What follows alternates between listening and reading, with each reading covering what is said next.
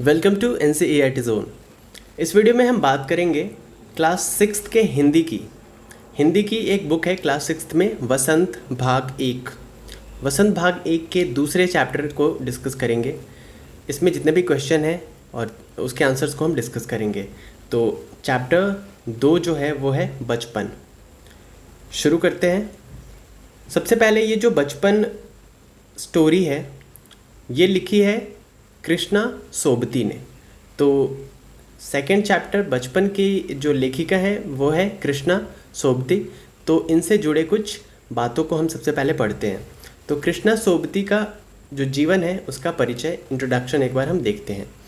कृष्णा सोबती का जन्म 18 फरवरी 1925 को ब्रिटिश भारत के पंजाब प्रांत में गुजरात शहर में हुआ था। 1925 में उनका जन्म हुआ था। तो 1925 हमें पता है भारत तब ब्रिटिशों के अधीन था। जो अंग्रेज़ थे हम उनके ग़ुलाम थे उस टाइम पे। 18 फरवरी 1925 को भारत के पंजाब प्रांत में, जो कि विभाजन के बाद कहाँ पे चला गया, वो चला गया आधा हिस्सा उसका चला गया पाकिस्तान में। तो पंजाब अभी पाकिस्तान में भी है और इंडिया में भी है, ठीक है। तो पंजाब प्रांत का गुजरात शहर था। अभी के दिन में वो गुजरात कहाँ है? वो भारत में नहीं है, वो पाकिस्तान में है। तो गुजरात एक भारत में भी है और एक गुजरात पाकिस्तान में भी है, तो इसमें कंफ्यूज मत होइएगा।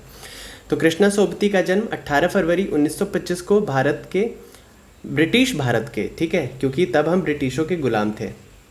तो ब्रिटिश भारत के पंजाब प्रांत के गुजरात शहर में हुआ था। गुजरात विभाजन के बाद पाकिस्तान का हिस्सा बन गया। अभी भी आप सर्च करोगे तो गुजरात एक सिटी है पाकिस्तान में। वह दिल्ली और शिमला में शिक्षित थी। उनकी जो पढ़ाई लिखाई हुई वो दिल्ली से हुई और शिमला से हुई। उन्होंने अपने 3 भाई बहनों के साथ स्कूल में शिक्षा ग्रहण की और उनके परिवार ने औपनिवेशिक ब्रिटिश सरकार के लिए काम किया, ठीक है।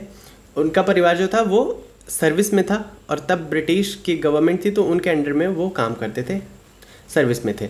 उन्होंने शुरुआत में लाहौर के फ़तेह चंद कॉलेज में अपनी उच्च शिक्षा शुरू की। सबसे पहले जो उन्होंने उच्च शिक्षा यानी कि सेकेंडरी एजुकेशन शुरू किया वो कहाँ से किया?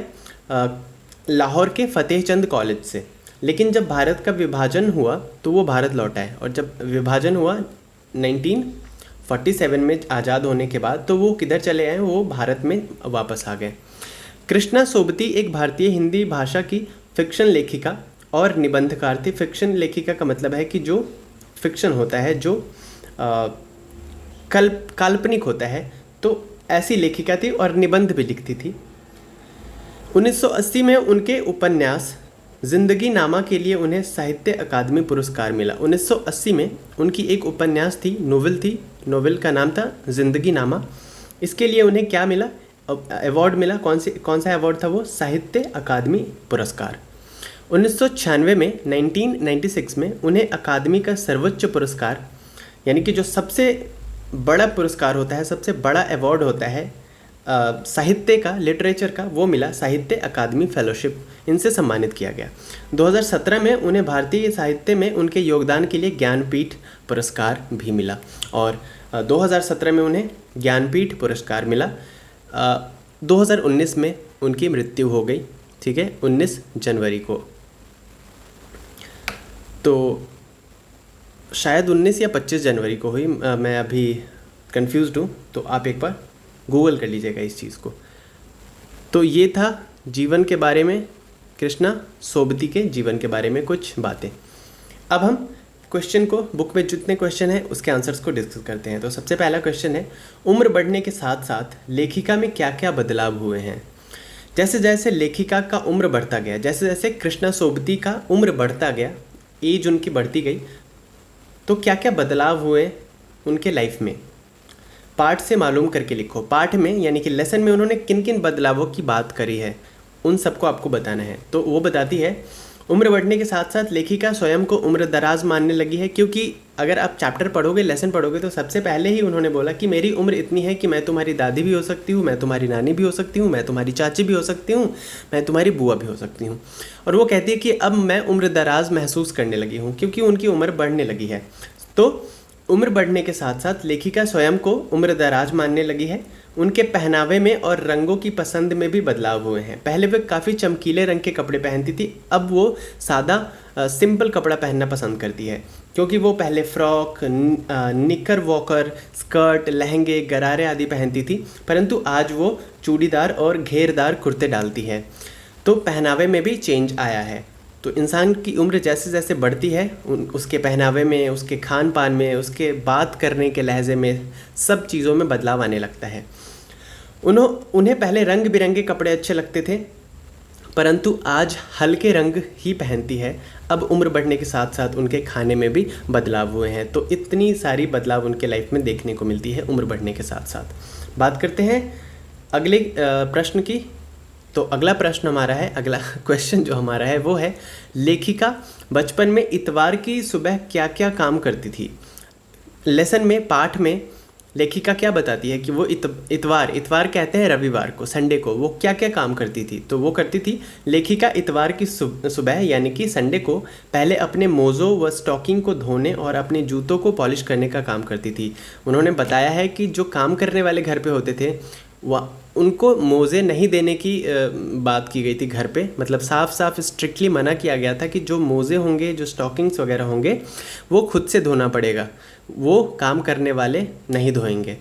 तो इतवार की सुबह या संडे को सबसे पहले वो उठने के बाद वो लोग यही काम करते थे, अपने उनके भाई बहन, और वो खुद मोज़े धोते थे, स्टॉकिंग धोते थे और जूतों को पॉलिश करते थे। नेक्स्ट क्वेश्चन है क्वेश्चन नंबर 3। तुम्हें बताऊंगी कि हमारे समय और तुम्हारे समय में कितनी दूरी हो चुकी है। ये जो लाइन है, ये जो पंक्तियाँ हैं, ये किसने बोली है? ये लेखिका ने बोली है, कृष्णा सोबती जी ने बोली है। वो बोलती हैं कि तुम्हें बताऊंगी। वो किन्हें बता रही है? उन सारे बच्चों को बता रही है जिनको वो संबोधित कर रही हैं, जिनको वो इस पाठ के माध्यम से चीज़ें बता रही है। तो वो बताती हैं, तुम्हें बताऊंगी कि हमारे समय और तुम्हारे समय में कितनी दूरी हो चुकी है। एक पूरा जो जिसे कहते हैं ना जनरेशन गैप, उसकी बात यहाँ पे कृष्णा सोबती कर रही हैं। वो कहती है, यह कहकर लेखिका क्या क्या बताती है, मतलब इस लाइन के माध्यम से, इस पंक्ति के माध्यम से लेखिका क्या कहना चाहती है। तो लेखिका के अनुसार आज और कल के समय में जो दूरी है वो इस प्रकार है। उस समय मनोरंजन का साधन ग्रामोफोन था। इसका मतलब यह है कि जब लेखिका बचपन में थी, लेखिका जब छोटी थी, तो उनके ज़माने में ग्रामोफोन हुआ करता था मनोरंजन के लिए, परंतु आज उसका स्थान रेडियो और टेलीविज़न ने ले लिया है। और आजकल ग्रामोफोन नहीं मिलते, टेलीविज़न मिलता है, रेडियो मिलता है, अब तो मोबाइल फ़ोन्स आ गए हैं, बच्चों के हाथों में वो मोबाइल फ़ोन्स दिखने को मिलता है। पहले बच्चे कुल्फ़ी खाना पसंद किया करते थे, परंतु आज उसकी जगह आइसक्रीम ने ले ली है। कुल्फ़ी चेंज होकर क्या बन गया है? आइसक्रीम बन गया है। उस समय खाने में केवल कचौड़ी समोसे होते थे और आज वो कचौड़ी समोसे की जगह पैटीज़ ने ले ली है ना। शहतूत, फालसे और खसखस से शरबत का स्थान आजकल पेप्सी और कोक ने ले लिया है। पहले इन फ्रूट्स के, शहतूत के, फालसे के, खसखस के, इनके शरबत पिया जाता था पेय पदार्थ के रूप में, यानी कि जो बेवरेजेस है, तो बेवरेजेस के जगह पे इनके शरबतों का इस्तेमाल किया जाता था, परंतु आज जो है वो हम पेप्सी और कोक पीने लगे हैं। यही वो दूरी है जो लेखिका ने बताई है। तो लेखिका इन्हीं डिस्टेंसेस की बात कर रही है कि पहले जो चीज़ें मिलती थी अब उनकी जगह किसी और चीज़ ने ले ली है। और ऐसा इसलिए है क्योंकि चेंज जो है, तो चेंज ही सिर्फ, ऐसा कहता है ना कि change is the only constant, वही चीज़ है। जैसा कि लेखिका के बचपन में जो चीज़ें थी वो आज बदल गई है, और आज जो चीज़ें हैं वो आज से 10-20 साल बाद जब आप बूढ़े हो जाओगे तो तब आप अपने जनरेशन को बताओगे कि हमारे ज़माने में तो ये हुआ करता था और अब इसकी जगह किसी और चीज़ ने ले ली है। तो ये चलता रहेगा चेंज, ठीक है। बात करेंगे अब नेक्स्ट क्वेश्चन की। तो अगला प्रश्न है, पाठ से पता करके लिखो कि लेखिका के चश्मा लगाने पर उनके चचेरे भाई उन्हें क्यों छेड़ते थे। लेखिका यानी कि कृष्णा सोबती जब वो चश्मा लगाती थी तो उनके चचेरे भाई, उनके जो कज़न्स थे, वो उन्हें क्यों छेड़ते थे। तो उत्तर है, लेखिका को चश्मा लगाने की आदत नहीं थी। पहली बार चश्मा पहनने के कारण वो कुछ अजीब सी लग रही थी। जब उन्होंने पहली बार चश्मा लगाया तो क्योंकि वो चश्मा लगाती नहीं थी जनरली, तो वो थोड़ी अजीब सी दिख रही थी, इसीलिए चश्मा लगाने पर उनके चचेरे भाई उन्हें छेड़ते थे। अब अगला प्रश्न है क्वेश्चन नंबर 5। लेखिका अपने बचपन में कौन कौन सी चीज़ें मज़ा लेकर खाती थी। उनमें से प्रमुख फलों के नाम बताइए। तो लेखिका बचपन में क्या क्या चीज़ें खाती थी और कुछ फल के नाम भी आपको बताने हैं जो वो खाती थी। तो आंसर है, यानी कि उत्तर है, लेखिका बचपन में चॉकलेट खाना बहुत पसंद करती थी। वो हमेशा रात में खाने के बाद अपने बिस्तर में आराम व मज़े लेके वो चॉकलेट्स खाती थी। इसके अलावा लेखिका को काफल, रसभरी, कसमल और चेस्टनट बहुत पसंद थे और वे चने भी खाती थी। तो ये कुछ चीज़ें हैं जो उन्हें बहुत पसंद था और वो अच्छे से खाती थी इन्हें। अगला प्रश्न है, क्रियाओं से भी भाववाचक संज्ञाएं बनती है। चलिए इसको मुझे समझाना पड़ेगा। सबसे पहले तो ये समझिए कि क्रियाएं क्या होती है। क्रियाएं यानी कि एक्शन, यानी कि वर्ब। ठीक है, तो किसी भी चीज़ को करना कहलाता है क्रिया। ठीक है, वर्ब इज़ एन एक्शन। तो कुछ भी एक्शन कर रहे हो दैट इज़ क्रिया, यानी कि वर्ब। जैसे खेलना, कूदना, खाना, पहनना, घूमना, टहलना, ये सारे चीज़ें क्या हैं, वर्ब है, यानी कि क्रिया है। तो क्रियाओं से भी भाववाचक संज्ञाएं बनती है।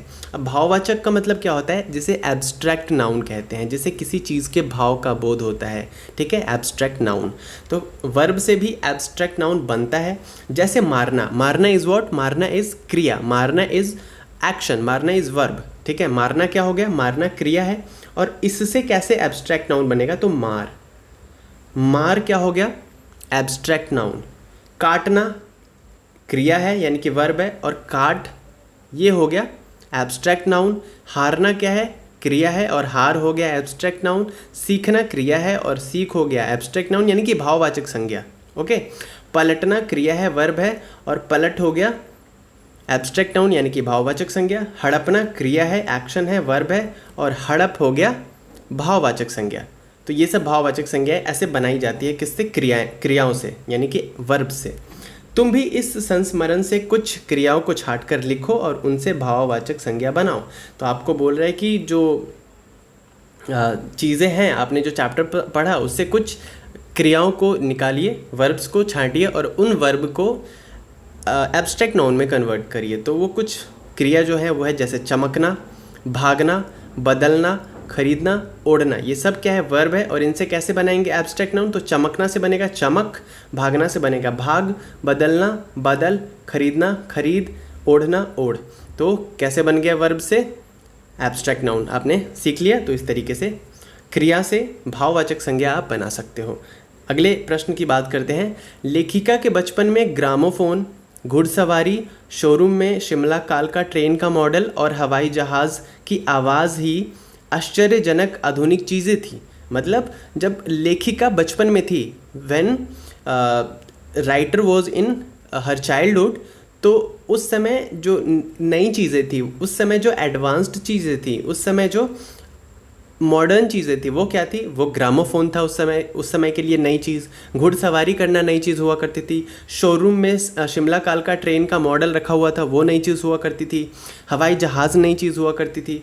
तो ये सब आश्चर्यजनक वस्तुएं थी जब वो छोटी थी। तो उन्हें लगता था कि वाओ, कितने मॉडर्न ज़माने में हम रह रहे हैं, या फिर ज़माना कितना बदल गया है, कितना मॉडर्न हो गया है।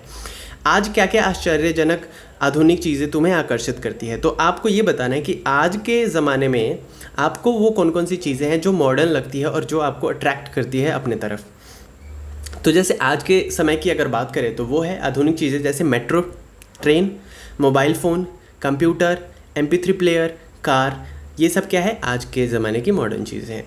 अगले प्रश्न की बात करते हैं। अगला प्रश्न है, संस्मरण में आए अंग्रेज़ी शब्दों को छांट कर लिखो और उनके हिंदी अर्थ जानो। तो इस चैप्टर में जितने भी इंग्लिश के वर्ड यूज़ किए गए हैं उनको अलग छांटना है और उनका हिंदी अर्थ लिखना है, मतलब लिखना है, उनका मीनिंग लिखना है। तो देखिए वो क्या क्या चीज़ें हैं। जैसे फ्रॉक आया था चैप्टर में, क्योंकि जब वो बता रही थी कि मैं बचपन में ये सब पहनती थी, उसमें फ़्रॉक का जिक्र हुआ था, स्कर्ट का जिक्र हुआ था, चॉकलेट का जिक्र हुआ था। तो इन सबको हिंदी में लिखना है। तो पहला वर्ड है फ्रॉक। फ्रॉक का मतलब क्या होता है, लड़कियों के पहनने का घेरदार झबला या कपड़ा जो होता है। ठीक है, कुछ इस तरीके से जो होता है, मेरे को बनाने नहीं आता लेकिन मैं फिर भी कोशिश कर रहा हूँ। कुछ इस तरीके से जो फ्रॉक होता है, राइट, दिस इज़ फ्रॉक। उसी तरीके से घाघरा भी ऐसा ही होता है लगभग। स्कर्ट, लड़कियों के पहनने का घेरदार घाघरा। स्कर्ट थोड़ा अगर छोटा कर दीजिए तो वो स्कर्ट बन जाता है। चॉकलेटी यानी कि भूरा। लेमन कलर, नींबू जैसा रंग। पॉलिश, जूते को चमकाने वाला पदार्थ। ऑलिव ऑयल का मतलब होता है जैतून का तेल। कैस्टर ऑयल का मतलब होता है एक फल आता है जिसको कहते हैं अरंडी, या यहाँ पे रेड़ लिखा हुआ है, तो अलग अलग वर्ड्स के नाम से जाना जाता है अलग अलग जगहों पे, ठीक है। तो रेड़ का तेल।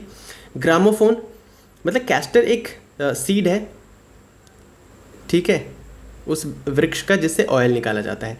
देन ग्रामोफोन, गाने सुनने का यंत्र, जैसे आजकल आईपॉड वगैरह इस्तेमाल आप करते हो उस तरीके से पहले ग्रामोफोन था। Then ice cream, kulfi. Patties, kachori जैसी, जो पैटीज़ मतलब आजकल की कचौड़ी और समोसे, तो वही पैटीज़ बन गए हैं मॉडर्न होकर के। ब्राउन ब्रेड, भूरे रंग का पाव, है ना, पाव रोटी। देन स्पीड मतलब गति। तो ये इतने सारे इंग्लिश वर्ड थे और इनका ये हिंदी मीनिंग था। अब बात करेंगे नेक्स्ट क्वेश्चन की। तो नेक्स्ट क्वेश्चन है, 4 दिन कुछ व्यक्ति 1 लीटर दूध आदि शब्दों के प्रयोग पर ध्यान दो तो पता चलेगा।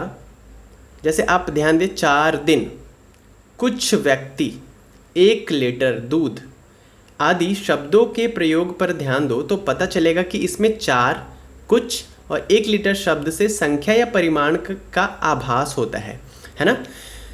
4, कुछ और 1 लीटर, ये सब क्या है? ये सब मेज़रमेंट करने के लिए हम इस्तेमाल कर रहे हैं। इनसे कुछ नंबर्स का या कुछ मेज़रमेंट का पता चल रहा है इन चीज़ों से, है ना, क्योंकि ये संख्यावाचक विशेषण है, इसलिए इन्हें क्या कहते हैं? संख्यावाचक विशेषण। ओके। इसमें भी 4 दिन से निश्चित संख्या का बोध होता है, इसलिए इसको निश्चित संख्या वाचक विशेषण कहते हैं। और कुछ व्यक्ति से अनिश्चित संख्या का बोध होता है, इसलिए अनिश्चित संख्यावाचक विशेषण कहते हैं। सबसे पहले तो बात करते हैं कि विशेषण किसे कहते हैं। तो पिछले चैप्टर में भी मैंने बताया था कि जो वर्ड किसी नाउन को एडजेक्टिफाई करती है, किसी नाउन को स्पेसिफाई करती है, किसी नाउन की विशेषता बताती है, यानी कि किसी संज्ञा की विशेषता बताती है, उसे हम कहते हैं विशेषण। ओके, नाउन या प्रोनाउन की विशेषता बताती है, उसे कहते हैं विशेषण। जब वो विशेषण निश्चित संख्या का बोध कराता हो, जैसे 5 केले हैं, लेकिन कितने हैं? 5 है, यानी कि निश्चित है, सर्टेन है, 5 है, न 4 है न 6 है, कितने हैं? 5 है, तो ये निश्चित है, this is certain, that's why this is निश्चित संख्यावाचक विशेषण। और जो अनिश्चित है, जैसे मैं बोलूँ कुछ लड़के, तो कुछ में क्या हो सकता है? कुछ में 4 भी आ सकता है, कुछ में 5 भी आ सकता है, कुछ में 6 भी आ सकता है, कुछ में 100 भी आ सकता है, कुछ में 2 भी आ सकता है। तो कुछ सर्टेनिटी नहीं है इस चीज़ की। कुछ मैंने बोला तो कुछ में कितना, तो कुछ क्या हो जाएगा? अनिश्चित संख्यावाचक। ओके, तो जब किसी विशेषण से बिल्कुल उसके एग्जैक्टली नंबर का पता चल जाए तो वो हो जाएगा निश्चित संख्यावाचक विशेषण। और जिससे अनिश्चित संख्या का पता चलता हो, मतलब सर्टेनिटी नहीं हो उसमें, उससे कहेंगे अनिश्चित संख्यावाचक विशेषण। ओके, इसीलिए इसे ओके इसी प्रकार 1 लीटर दूध से परिमाण का बोध होता है। अगर हम बात करें 1 लीटर की, तो लीटर क्या है? मेज़र करने का, जैसे हम लिक्विड को मेज़र करते हैं, तो इसे कहते हैं परिमाण बोध, परिमाण, इसलिए परिमाणवाचक विशेषण। ठीक है, जिससे किसी लिक्विड के मेज़रमेंट का पता चले उसे कहते हैं परिमाणवाचक विशेषण। अब तुम नीचे लिखे गए वाक्यों को पढ़ो और उनके सामने विशेषण के भेदों को लिखो। अब आपको इनको पढ़ना है और बताना है कि इनमें कौन कौन सा एडजेक्टिव यूज़ किया गया है, यानी कि कौन कौन सा विशेषण यूज़ किया गया है। जैसे मैं बोलूँ मुझे 2 दर्जन केले चाहिए, तो 2 दर्जन केले का मतलब क्या है? 2 दर्जन में हमें पता है कि 2 दर्जन में 24 आएंगे, तो ये निश्चित है, तो ये क्या है? निश्चित संख्यावाचक विशेषण। 2 किलो का मतलब है क्या? ये मेज़रमेंट बताता है, यानी कि निश्चित है, तो ये परिमाणवाचक हो जाएगा। उसी तरीके से आंसर हम देखते हैं। तो देखिए, मुझे 2 दर्जन केले चाहिए, ये क्या, कौन सा? इसमें 2 दर्जन जो है वो है निश्चित संख्यावाचक विशेषण। 2 किलो अनाज दे दो, मतलब 2 किलो जो यहाँ पे है निश्चित परिमाणवाचक है, क्योंकि 2 किलो परिमाण मेजरमेंट का हिस्सा है। कुछ बच्चे आ रहे हैं, कुछ का मतलब कितने आ रहे हैं पता नहीं, तो अनिश्चित संख्यावाचक विशेषण है ये कुछ। तुम्हारा सारा प्रयत्न बेकार रहा, तुम्हारा सारा प्रयत्न बेकार रहा, तो ये क्या है? तुम्हारा सारा, तो तुम्हारा जो है ये है सार्वनामिक विशेषण। क्या है? सार्वनामिक विशेषण। अच्छा, सार्वनामिक विशेषण किसे कहते हैं? तो ऐसे विशेषण जो सर्वनाम के जो होते हैं एक्चुअली सर्वनाम है, लेकिन वो विशेषण का भी काम करते हैं, उसे कहते हैं सार्वनामिक विशेषण। उसी तरीके से सभी लोग हंस रहे थे, तो सभी में कितने लोग थे पता नहीं, तो अनिश्चित संख्यावाचक विशेषण। तुम्हारा नाम बहुत सुंदर है, बहुत कितना बहुत सुंदर है, यानी कि बहुत सुंदर क्या है, कोई क्वालिटी है, सुंदर एक क्वालिटी है, और बहुत सुंदर है तो क्या है, ये गुणवाचक विशेषण इसे कहते हैं। क्वालिटी मतलब गुण। ओके, अब बात करेंगे नेक्स्ट क्वेश्चन की। नेक्स्ट है, कपड़ों में मेरी दिलचस्पियाँ मेरी मौसी जानती थी। ठीक से पढ़िए, कपड़ों में मेरी दिलचस्पियाँ मेरी मौसी जानती थी। इस वाक्य में रेखांकित शब्द क्या है, मेरी और मेरी। तो जो रेखांकित शब्द है वो दिलचस्पियाँ और मौसी संज्ञाओं की विशेषता बता रही है। यहाँ पे दिलचस्पियाँ और मौसी क्या है, संज्ञा है, और इसकी विशेषता बता रही है मेरी। मतलब दिलचस्पियाँ तो है, लेकिन दिलचस्पियाँ किसकी है, वो मेरी दिलचस्पियाँ हैं। मौसी है, लेकिन मौसी किसकी है, मेरी मौसी है। तो मौसी यहाँ पे उन संज्ञाओं की विशेषता बता रही है, इसीलिए ये सार्वनामिक विशेषण है। अच्छा, मेरी, तेरी, उसकी, वो, है ना, वह, यहाँ, ये सब क्या है, ये सब सर्वनाम है। और सर्वनाम जब विशेषण का काम करने लगता है तो वो बन जाता है सार्वनामिक विशेषण। ठीक है, तो जब सर्वनाम संज्ञा के आगे लग करके विशेषण का काम करने लग जाता है तो उसे कहते हैं सार्वनामिक विशेषण। आई होप समझ में आया होगा। तो सर्वनाम कभी कभी विशेषण का काम भी करते हैं। पाठ में से ऐसे 5 उदाहरण छांट कर लिखो। तो आंसर है, मैं तुम्हारी दादी भी हो सकती हूँ, तुम्हारी नानी भी। तो यहाँ पे सार्वनामिक विशेषण क्या है, तुम्हारी। बचपन में हमें अपने मोजे खुद ही धोने पड़ते थे। तो बचपन में हमें अपने मोजे खुद ही धोने पड़ते थे। इस हम बच्चे इतवार की सुबह इसी में लगाते हैं। तो बच्चे तो हैं, हम बच्चे इतवार की सुबह इसी में लगाते हैं। कुछ एकदम लाल, कुछ गुलाबी, रस भरी कसमल। मैं अपने छोटे भाई का टोपा उठाकर सिर पर रख लिया। तो ये सब जो आपने देखा, ये जो मैंने घेरा, ये सब क्या है, सार्वनामिक विशेषण है।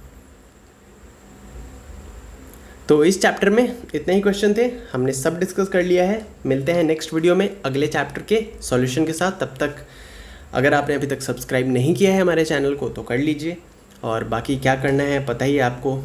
इंस्टाग्राम पे जाके फॉलो करना है और फेसबुक पे जाके लाइक करना है। दोनों NCERT जोन के नाम से है हमारा पेज।